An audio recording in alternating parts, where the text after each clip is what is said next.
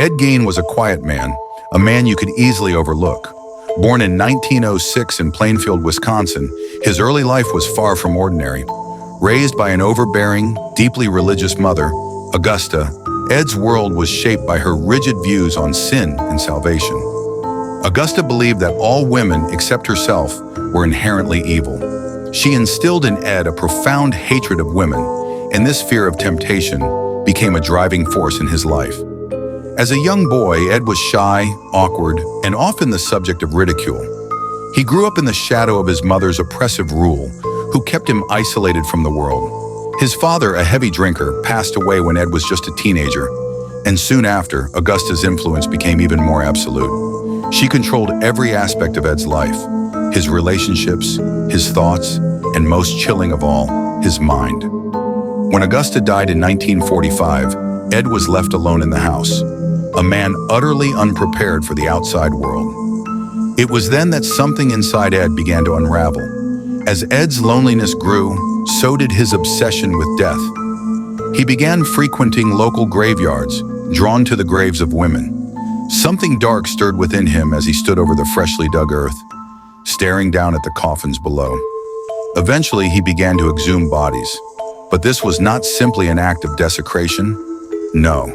Ed had something more sinister in mind. He would take the bodies back to his farmhouse, where his mother's words still echoed in his ears. He would strip the corpses of their skin, their flesh, their bones. He didn't see these women as victims, but as vessels.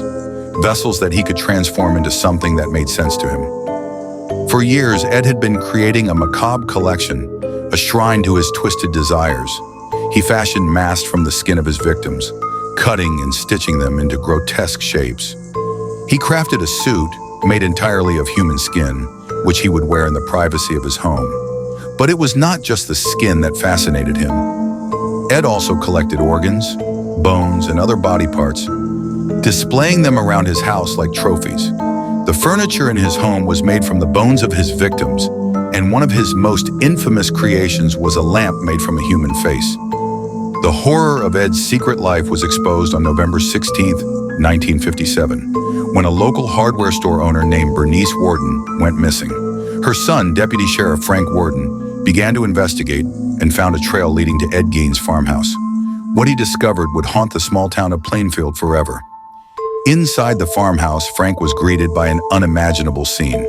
Body parts were scattered throughout the house, jars filled with organs, skulls arranged on shelves, and faces staring out from the walls. In a room at the back of the house, he found the remains of Bernice Worden, strung up like a grotesque animal carcass. But that was just the beginning of what Ed had hidden. When Ed was arrested, he confessed to the murder of Bernice Worden and to the killing of at least 2 other women, though many believe there were more. But it wasn't just the murders that shocked the world. It was the sheer depravity of Ed's obsession with death. The way he turned human bodies into art, his art. The town was shaken to its core. Neighbors who had known Ed as a quiet, harmless man were horrified to learn the truth. How had he managed to hide this darkness for so long? The answer, of course, was that Ed Gein was a master of disguise.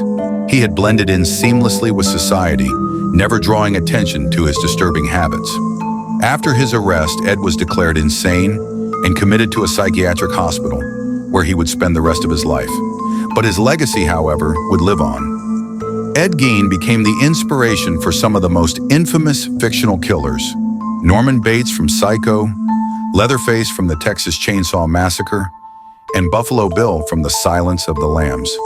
But what makes Ed's story even more chilling is not just the gruesome details of his crimes. It's the way he was able to hide in plain sight for so long. The way he was able to convince himself that his acts were justifiable. In his twisted mind, he was not a monster. He was a man fulfilling a need that had been buried deep within him since childhood. The horror of Ed Gein's actions may be impossible to truly understand, but one thing is certain. Ed Gein was not just a product of his circumstances. He was a product of something much darker, a twisted mind, warped by years of isolation and distorted teachings. He is a reminder that even the most ordinary-seeming people can harbor unimaginable darkness within,